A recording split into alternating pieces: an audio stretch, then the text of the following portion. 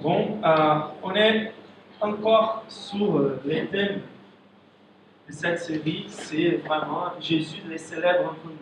Donc le but de cette série, c'est vraiment qu'on puisse avoir une connaissance, premièrement, une connaissance directe par rapport au Christ. Donc on fait partie d'une culture assez catholique, assez chrétienne, c'est le background qu'on a, historiquement disant, et on croit tous qu'on a une connaissance de Christ. Mais quand on va voir les avis et les raisonnements par rapport à Christ, on s'aperçoit qu'en fait, on peut être en train d'utiliser les noms de Christ, mais sans parler vraiment sur les vrais Christ. Et donc, on est là sur l'évangile de Marc, avec le but vraiment de pouvoir être fidèle à ce type de biographie que Marc fait par rapport au Christ, qu'on soit fidèle à elle, qu'on puisse considérer directement, premièrement, ce qu'il a à parler sur les Christ. Donc, on sera toujours en train d'ajouter quelques titres à Jésus pour mieux lui comprendre, pour mieux les décrire, selon les passages qu'on est en train d'étudier. Donc, d'abord, on avait vu déjà ça, Jésus, il est présenté par Jean-Baptiste comme un roi, et comme un roi divin. C'est le Fils de Dieu qui vient avec un bon message, mais c'est un message officiel. C'est la première section qu'on a vue, c'était Jésus, les dieux, les rois. Juste après, on a considéré les moments du baptême de Christ. C'est là où Gustavo nous a partagé l'importance du baptême, mais surtout l'importance du baptême, pas que pour nos vies personnelles, mais surtout ce qui s'est passé avec le Christ, ce qui s'est passé avec Jésus. Et on voit que même si Jésus c'est Dieu, c'est roi, il vient dans une immense humilité, et il se laisse faire baptiser.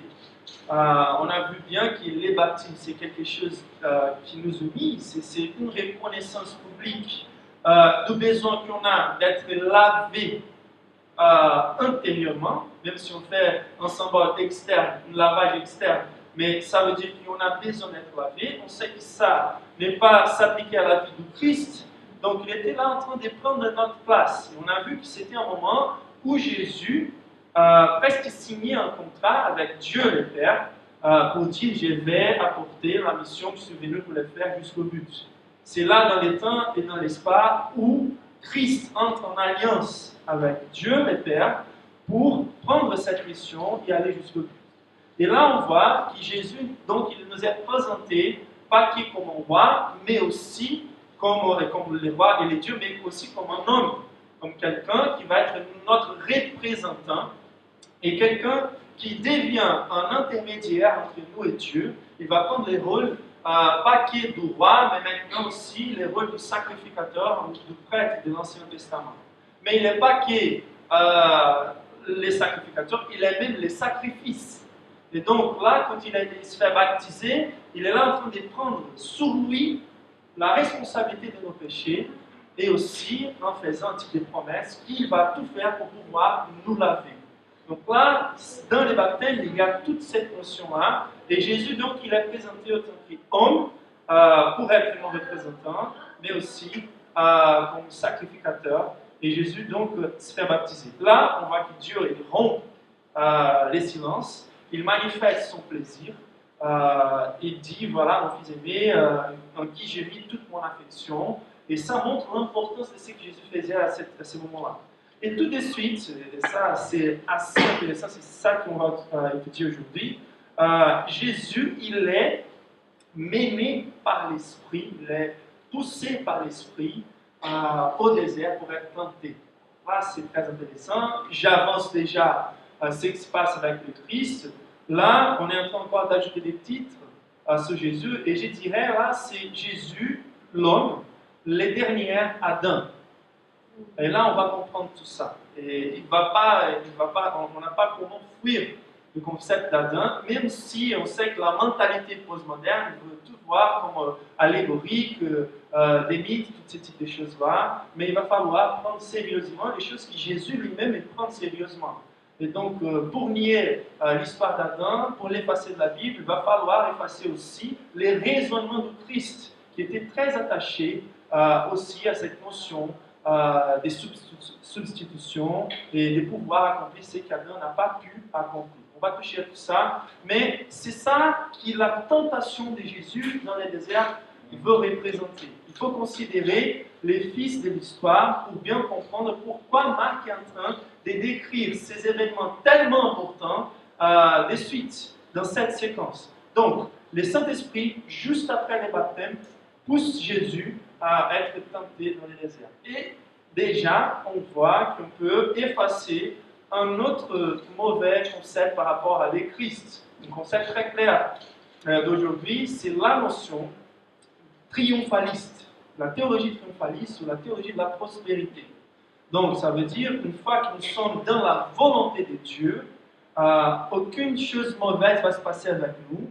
On ne va jamais imaginer qu'on ait la possibilité d'être mené par le Saint-Esprit, par Dieu, au désert, au danger, au milieu d'une tentation. Et là, on voit déjà que la Bible, c'est la seule source qui peut nous aider à bien comprendre qui est le Christ parmi aux générations avec 6 temps d'avis différents par rapport au Christ. Et donc, c'est assez étonnant cette notion aujourd'hui que le Saint-Esprit lui-même, il a guidé Jésus au désert. Il faut aussi comprendre qu'est-ce que ça veut dire d'être mené au désert. Il était déjà au désert. Il était là, Jean-Baptiste, donc Jésus se fait baptiser au Jourdain dans le désert. Mais c'est quoi que ça veut dire d'être mené par le Saint-Esprit au désert? Ça veut dire que le Saint-Esprit a amené Jésus à une place encore plus dans le désert, plus foncé, un lieu plus éloigné du Jourdain, éloigné des personnes, au milieu des nouveaux dangers, des hyénas, des lions, on pourrait dire, il était dans la solitude. Donc c'était un environnement particulièrement difficile pour s'imaginer dans une tentation. Et donc, il est vraiment dans la pire des situations si on peut voir les côtés humains. Donc, quel est l'abordage qu'on doit faire à ces textes-là? Donc, plusieurs fois, on s'approche de ces textes et on amène avec nous, ça c'est très important aussi, cette culture consumiste qu'on a. Nous sommes les clients. Nous sommes ceux qui vont prendre les choses plus importantes que ce texte va dire par rapport à nous. Donc, nous sommes les centres de l'histoire et nous sommes là dans la volonté de bien apprendre comment, par exemple, résister aux tentations. De suite, on regarde les textes et on se dit, là, d'accord, Jésus est en train de passer par des tentations, il faut que moi j'apprenne comment vaincre les tentations. Oui, on va apprendre plusieurs choses par rapport à ça, mais ça n'est pas le grand but, ni pour nous, ni pour Marc qui est en train de rédiger ces paroles, de raconter cette histoire. Donc, quel est l'abordage? Il faut être fidèle au fils de l'histoire et de nous rappeler qui est au centre. C'est Jésus qui est en train de présenter. Donc, quelque chose qui se passe avec Jésus là, qui va beaucoup au-delà des conseils pour vaincre la tentation. Donc, on va laisser à côté, pour l'instant, cette manière de penser, comment je peux extraire des conseils pour vaincre la tentation. On va voir tout ça, mais ça va beaucoup au-delà. Ça va toucher beaucoup plus à fond de notre réalité, de nous-mêmes, autant qu'être humain, autant que créature de Dieu. Et c'est quoi que ces textes nous apprennent d'un côté central? C'est quoi la chose principale qu'on peut apprendre? Quelle est l'importance, la pertinence de ces textes pour nos vies? Donc là, on regarde, et je me rappelle que pendant qu'on priait, quelqu'un a mentionné une vie au-delà des circonstances, au-dessous des circonstances. Et c'est là qu'on voit vraiment dans ces textes-là. Donc c'est incroyable de voir les parcours et la suite de l'histoire que Marc est en train de raconter.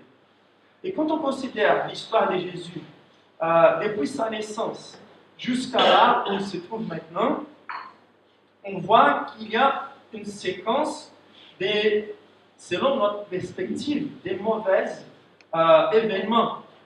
Donc, d'abord, pour l'incarnation, il se vide de sa gloire.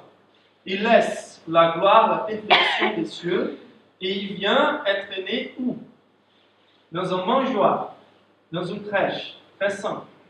Il descend d'à côté de Dieu le Père pour devenir les fils, les membres d'une famille très simple, les fils d'un homme ouvrier, et de suite il va fuir comme persécuté. Et donc il s'enfuit à l'Égypte, il reste là pour avoir autant qui est étranger dans une vie simple, il va grandir, il va revenir à une vie vraiment avec pas du tout d'importance, la vie de Nazareth, même s'il est né à Bethléem, Bethléem, il revient pour vivre à Nazareth, il va grandir dans cette vie avec peu d'importance, jusqu'à qu'il apparaître pour être baptisé. Donc il va passer pour cette humiliation publique de pouvoir être considéré en tant que pécheur, quelqu'un qui doit se baptiser. Juste après ça, le Saint-Esprit l'amène du désert au désert, avec des conditions encore plus difficiles. Et je reste là en train de considérer comment nous, si c'était notre histoire, comment on réagirait à cette séquence d'événements. Donc, si on va suivre la théorie de la prospérité, la première chose qu'il va falloir affirmer, c'est qu'il n'est pas dans les pas du Seigneur. Il y a quelque chose incorrect avec Jésus. Il ne doit pas être dans l'obéissance. Il a très peu de foi. Et ce type de choses vont être dites par rapport à lui. Si on va être cohérent avec cette mentalité. Mais la vérité, c'est que quand on considère les avis bibliques, pendant que Jésus est en train de passer pour ces histoires, c'est un type extraordinaire des confirmations de Dieu qu'il est au centre de sa volonté. Donc, Jésus, quand il est là en habitant au J, il vient pour adorer à Dieu, tout ça. Donc la Bible dit, or, l'enfant croissait et se fortifiait, il était rempli de sagesse et la grâce de Dieu était sur lui. Toujours, il grandit, toujours, il se fortifie au travers ce type de circonstances. Après, au moment du baptême, on vient d'écouter la voix du Père qui dit, tu es mon fils bien-aimé, en toi j'ai mis toute mon affection. Parmi la pire situation, en vivant la pire situation qu'on peut imaginer, il est en train, avec son caractère fidèle, de maintenir sa parole jusqu'au but. Il sait qu'il va souffrir jusqu'au but. Et là, quand il est là en train de signer les contrats avec Dieu au baptême, Dieu vient et dit, c'est ça que je veux, ça c'est ma volonté. C'est là où je prends mon plaisir en toi. Et là, on va voir aussi que même s'il était 40 jours dans les jeûnes et en train d'être tenté par Satan, la Bible dit au verset 13, il était avec les bêtes sauvages, mais les anges les servaient. Donc c'est très intéressant de voir comment les plus grands privilèges spirituels peuvent être vécus parmi les pires situations qu'on peut imaginer. La vérité principale qu'on peut voir dans ce texte, c'est que Jésus, il vivait au-delà des circonstances. Il voyait les situations selon la perspective de Dieu et non selon les perspectives humaines. Et c'est très intéressant donc d'apprendre avec Jésus, c'est ça en fait la pertinence, quel est en fait les fondements d'une union inséparable avec le Père Céleste. Dieu, il est notre bien plus précieux, il était le bien plus précieux de Jésus, c'est pour ça qu'il a pu vraiment vivre toutes ces expériences sans péché et être toujours proche de Dieu, et comment il a pu vraiment rester dans la présence de Dieu de façon inséparable. C'est ça ce qu'il faut qu'on apprenne aujourd'hui. Comment vivre cette intimité avec Dieu, cette union avec Dieu, quel est le fondement pour nous maintenir au-delà des circonstances. Donc, ce texte va nous répondre. La réponse, c'est que l'obéissance parfaite du Christ est le seul fondement pour une union inséparable avec le Père Céleste. Donc ça, il faut bien considérer. C'est ça que Dieu exige de nous. C'est quoi qui nous a séparés de Dieu? Ce n'est pas une obéissance arbitraire ou capricieuse de la partie de Dieu. Dieu nous a créés, il est le Créateur. Ça, c'est suffisant pour considérer son autorité. Mais plus que ça, le Créateur, il a aussi ses côtés des pères, d'amour. Donc on sait par la nature qu'il faut obéir nos parents, car ils ont toujours les mieux intentions par rapport à nos vies. Ils ont plus de sagesse, plus d'expérience. Et c'est là, même quand on considère l'imperfection des parents humains, mais quand on considère les créateurs, le fait que Dieu nous a créés pour un tel but, le fait que Dieu nous donne sa volonté, qu'il exprime sa volonté au travers de ses lois, au travers ses conseils, c'est là où on voit que c'est très naturel. Si on ne veut pas considérer l'amour de Dieu, c'est obligatoire si on considère les côtés autorité du Créateur. D'un côté ou d'autre, il faut respecter les lois de Dieu. Il a le droit d'exiger ces choses. Donc, ce que Dieu attend de nous pour être toujours dans sa présence, c'est une obéissance parfaite. Et pourquoi Jésus a dû obéir parfaitement? Ça, c'est la première grande question qu'on va essayer de répondre. Donc, la chose principale, c'est, pour juste vous résumer, c'est que l'obéissance parfaite de Christ est le seul fondement pour une union inséparable avec le Père. Et là, on va poser quelques questions par rapport à cette affirmation. La première, c'est pourquoi le Christ a dû obéir parfaitement. Donc, la première réponse, c'est que Christ n'a pas dû obéir parfaitement pour nécessité. Comprenez ça. Dieu, Jésus-Christ, il est Dieu. Par nature, il n'y a pas cette notion d'obéissance. L'obéissance, c'est synonyme de liberté selon la nature divine. L'obéissance, c'est quelque chose communiqué à nous, créatures, pour qu'on puisse comprendre notre nature telle qu'on est créée par Dieu. Donc, il nous a créés pour un tel but. Et la liberté, il faut comprendre ça, c'est la capacité de vivre tout notre potentiel. C'est pour ça que quand on voit quelques déficiences physiques de quelqu'un, on se sent un peu triste, on sent qu'il n'y a pas une toute liberté. Il y a plusieurs sens et dimensions de liberté. La liberté, par exemple, si on prend en télévision, les anciens plutôt, et on élève la vitre et on fait ça un type des vases de plantes, ça peut marcher, il y a un but qui se passe là-dedans. Mais on n'est pas en train d'accomplir tous les buts de son existence. Donc on a été créé par Dieu pour vivre la plénitude des vies. Et la liberté à la fin, c'est la capacité de vivre tout ce qu'on a été créé pour vivre. Et vivre à fond la joie, de vivre à fond l'amour.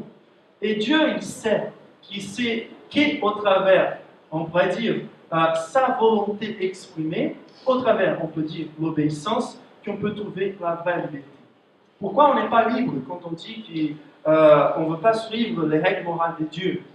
Car en vérité, nous sommes des esclaves des vices qu'on a dans la vie. Je me rappelle, avant que Christ me libère, je ne pourrais pas sortir de mes vices, en fait. Et c'est pour ça que la Bible dit, c'est pour la liberté que Christ nous a appelés. Mais c'est très intéressant quand même, car la Bible nous dit que Jésus, il a dû apprendre l'obéissance. Et c'est quoi cette notion de Christ apprendre l'obéissance? Ce n'est pas un besoin de Christ, mais c'est l'amour de Dieu, la volonté gracieuse et miséricordieuse de Dieu envers nous. Il était en train de suivre une obéissance dans des conditions, ça c'est très important, dans des conditions anormales. Le monde, il n'est pas libre, il n'est plus libre, car nous avons pris même la nature captive à cause de nos péchés, à cause de nos rébellions contre Dieu. Le fait, c'est que le monde, il est dans une condition anormale. Je me rappelle quand j'étais petit, j'étudiais la physique, il y avait cette notion de CNTP, je ne sais pas si vous vous rappelez, les conditions normales de température et pression. Et c'était un environnement un peu parfait pour pouvoir étudier les choses dans sa régularité. Et c'est ça en fait. On n'est plus dans les conditions normales des températures et pression. On n'est plus dans les conditions normales du but pour lequel ce monde a été créé. Et donc, c'est là où Jésus va expérimenter quelque chose de nouvel, autant qu'homme, de devoir obéir la volonté de Dieu, quelque chose de naturel pour lui, mais en expérimentant la souffrance. Quelque chose de nouvel pour Dieu. Quelque chose de nouvel pour le Christ. Donc, il va expérimenter la souffrance, il va expérimenter un environnement totalement contraire à celui qu'il vit dans la présence éternelle de Dieu, de la Trinité. Et c'est là où on voit, quand Jésus il est amené des déserts à désert, pour vivre la même tentation qu'Adam a vécue à l'Éden, il vit dans le désert. Dans des situations beaucoup plus difficiles, dans ce qu'Adam a échoué, Jésus, il doit réussir. Pour devenir notre représentant, il faut qu'il soit homme. Donc, même si la tentation de Jésus c'est quelque chose de mystérieux, donc on sait qu'il est Dieu, il ne peut pas pécher, mais le fait c'est que la tentation nous montre le Dieu homme, il est 100% Dieu, mais il est 100% homme aussi. On ne va jamais comprendre, harmoniser ces choses, ça va au-delà de notre pensée, mais le fait c'est qu'on a besoin d'un représentant vrai, humain. Et c'est pour ça que la Bible nous montre que Jésus, quand la plénitude des temps elle est arrivée, né d'une femme et né sous la loi, il est venu Jésus. Mais Jésus, il est la source de toutes les lois. Toutes les lois que Dieu nous donne, ça vient de son caractère. Dieu, il est la source. C'est pour ça que les péchés, avant d'être la transgression de la loi, il est l'impiété. Ça veut dire décasser la relation naturelle qu'on devrait avoir avec Dieu. C'est toujours personnel. C'est toujours basé sur l'amour que Dieu attend qu'on vit, en fait. C'est pour ça qu'il résume la loi comme ça. D'aimer Dieu, le seul Dieu au-dessus de toutes les choses, et les prochains comme nous-mêmes. Donc, si Jésus il est la source de la loi, pourquoi il doit être né sous la loi? Pour pouvoir être dans les mêmes circonstances qu'Adam, notre premier représentant. En Adam, on a tous échoué, soit par dérivation, soit par commission. On ne peut pas trouver un être humain qui soit capable de ne pas pécher. En même temps, il était notre représentant. Et dès que nos parents ils ont péché, et ça a amené quelque chose de transformation, de malédiction sur la nature humaine depuis la source, on est tous contaminés. Et donc, on a besoin d'un substitut, d'un sauveur, qui puisse venir, qui soit homme pour nous représenter, né d'une femme, vraiment homme, et qui soit sous la loi, pour pouvoir accomplir cette pacte d'alliance. Et là, Jésus, dans la tentation dans le désert, il est vraiment en train de vivre la même tentation qu'Adam, il a vécu au paradis, à l'Éden. Éden. Et ça, c'est très intéressant. C'est pour ça que ça va beaucoup au-delà des conseils par les tentations qu'on va vivre dans la vie.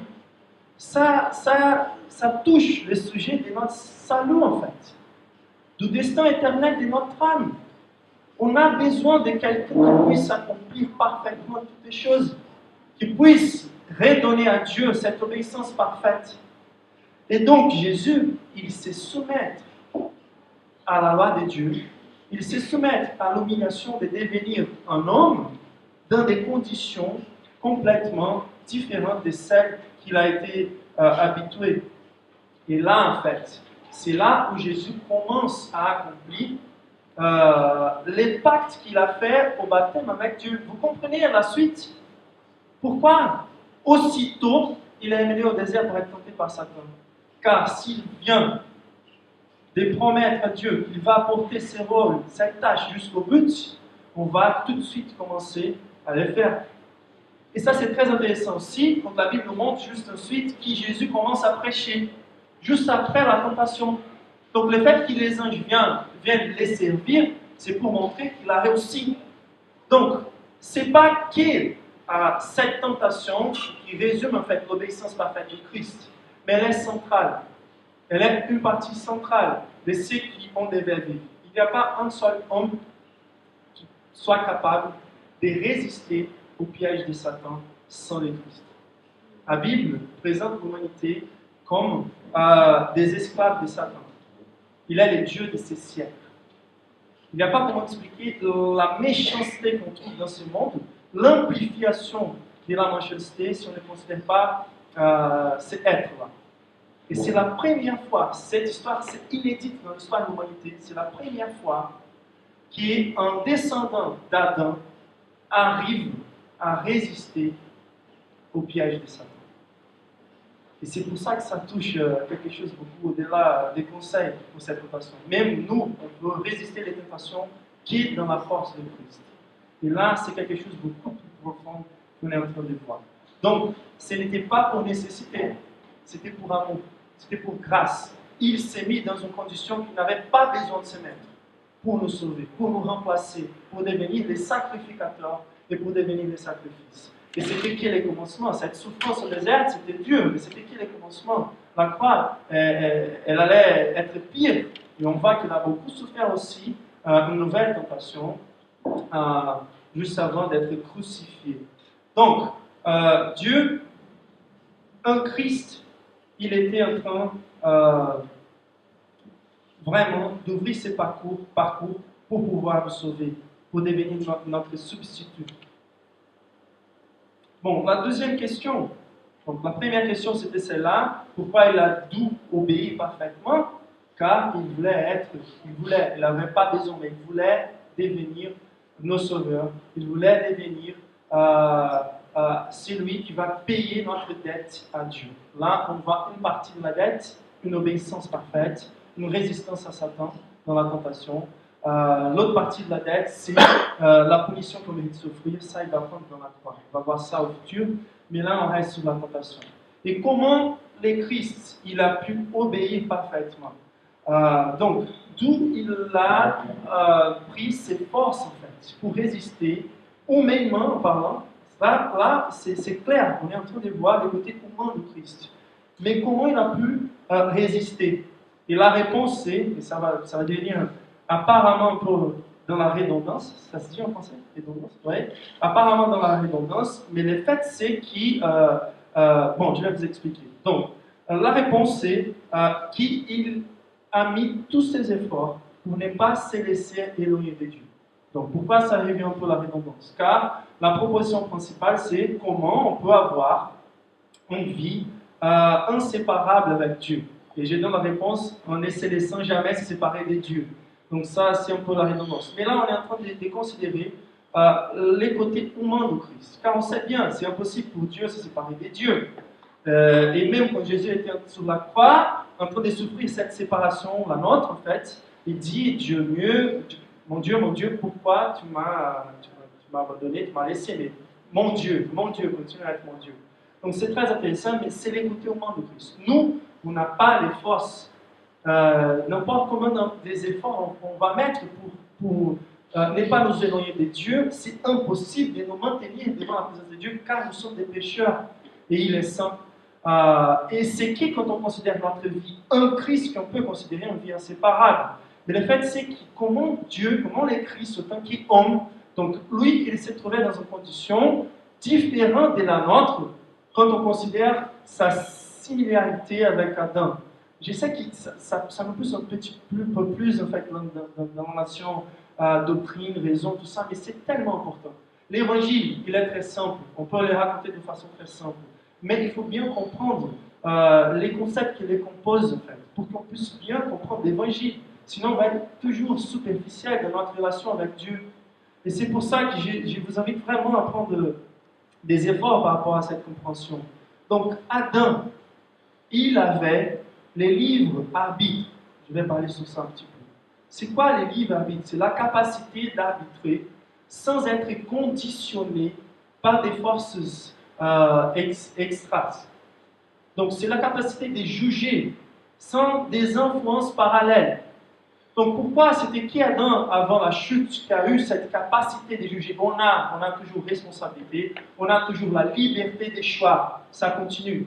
Mais cette compréhension qu'on dit, il y a plusieurs personnes qui utilisent les mots livre arbitre, l'expression, avec la bonne compréhension, mais en disant quelque chose qu'il fallait prendre plus de soin. Pourquoi? Les livres arbitres, c'est qui Adam qui avait. Pourquoi? Car avant la chute, il n'était pas incliné, plié pour les maux, pour les mal.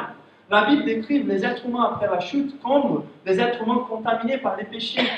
Donc même nos nos meilleurs choix, elles sont un peu contaminées par le péché. La Bible va nous décrire comme des morts dans nos délits et péchés, spirituellement morts en fait. On a besoin que Dieu nous régénère pour qu'on puisse aller envers Dieu. C'est ça la compréhension biblique. On a toujours la responsabilité, la liberté des choix.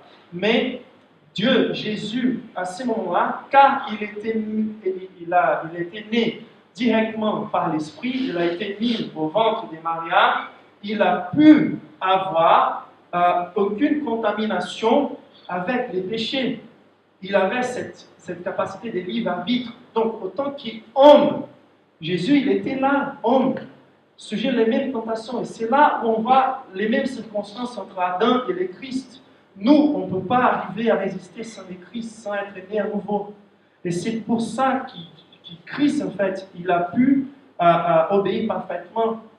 Il était homme, mais sans péché. Vous voyez la différence? Et là, on voit dans ces mystères de la tentation de Jésus, en fait, que c'était une vraie tentation. C'est pour ça que la Bible dit qu'aujourd'hui, on a un sacrificateur, un prêtre, qui comprend bien notre nature, car il a été en tout tenté comme nous, en fait. Et c'était ces tentations intensives qu'il a vécues sur le désert. Donc, c'est très intéressant de voir comment Jésus, en fait, il a fait ses efforts. Comment c'était la démonstration de ses efforts? Si on vient en Matthieu chapitre 4, on va voir un peu plus de détails par rapport à cette tentation. Quelles étaient les propositions de Satan à Jésus?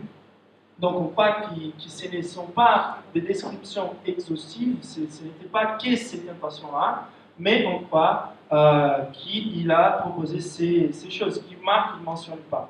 Mais la première chose que Jésus fait en faisant des efforts pour ne pas s'éloigner de Dieu, c'est qu'il a dépendu de la puissance du Saint-Esprit. Donc déjà, nous avons bien parlé sur ça quand il était baptisé.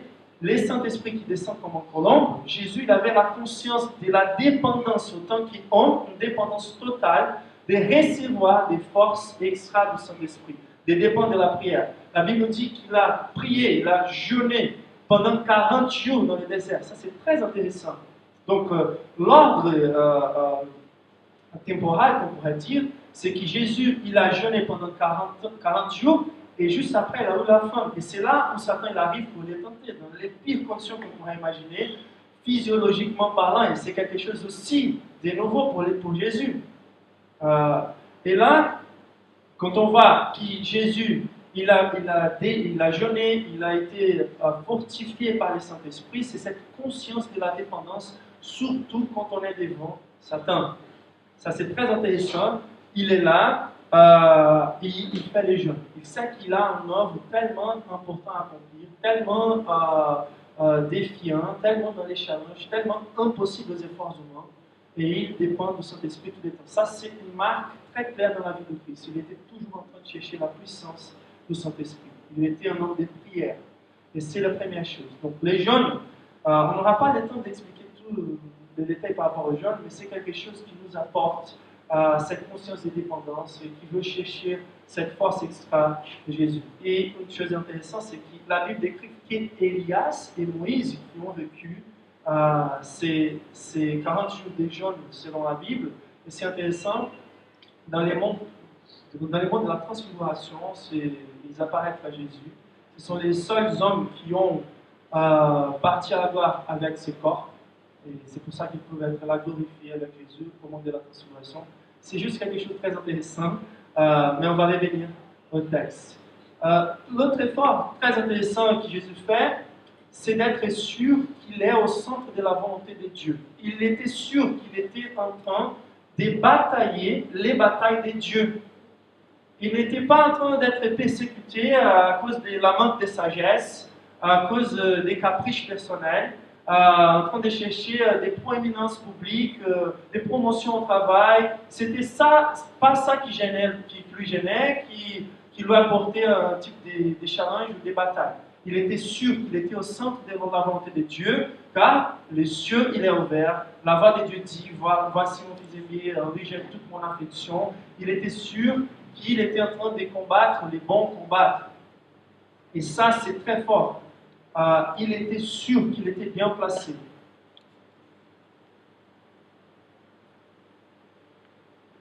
Et son dernier effort, son troisième effort, c'est de résister. Il a résisté à toutes les opportunités que Satan lui donnait pour s'éloigner de Dieu.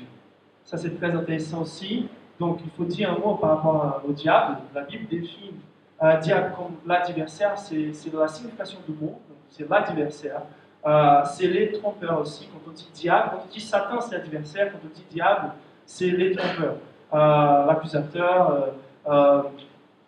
Et c'est très intéressant de voir que cette réalité, il n'y a pas comme on fait selon la Bible, et selon la réalité non plus. Donc, même si on ne veut pas croire dans son existence, c'est déjà qu'on est dans la piège de Satan. Et il aime bien les deux extrêmes.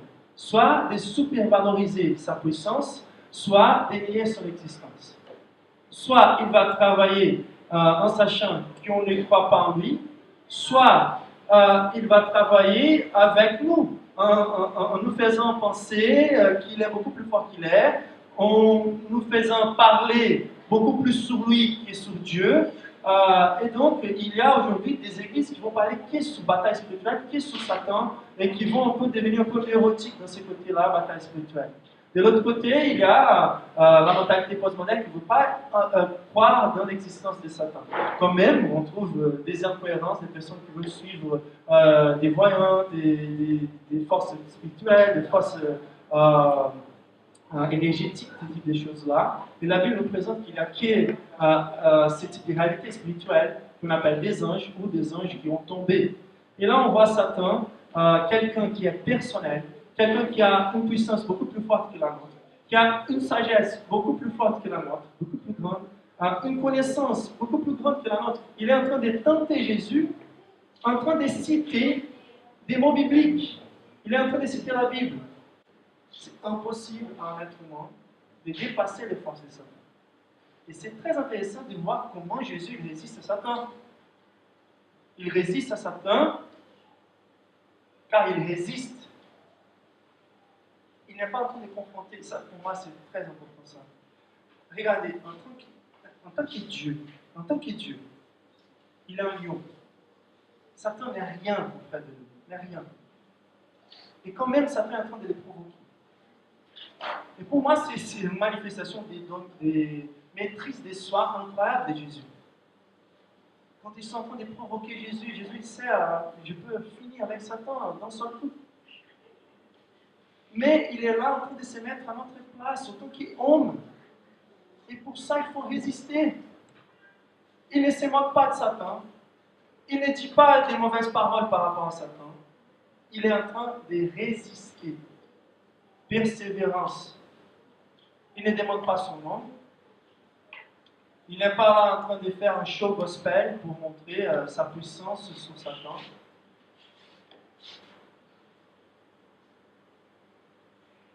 Même l'archange Michel, quand il est devant Satan, il dit que le Seigneur te rapproche. Et Jésus lui-même, quand il est là, dans les cas de Zacharia 3.10, le cas de Josué, il dit que le Seigneur te rapproche. À nouveau. Te réprime. Et c'est moche de voir aujourd'hui comment on est là dans la piège de Satan, en train de jouer avec Satan. Et il faut se méfier s'il n'est pas quelque chose qui lui-même n'est pas en train de s'aimer. Je dis ça avec crainte. Je sais qu'il y a plusieurs personnes qui sont sincères, mais pas. Il faut apprendre comme Jésus fait. Et la Bible nous dit très clairement, soumettez-vous donc à Dieu, résistez au diable et il fuira loin de vous. Est-ce que Jésus lui confronte? Est-ce que Jésus lui méprise? Il résiste. Et c'est le Saint-Esprit nous a apporté, nous a amené en telle situation, il faut qu'on résiste. Il ne faut pas faire des blagues.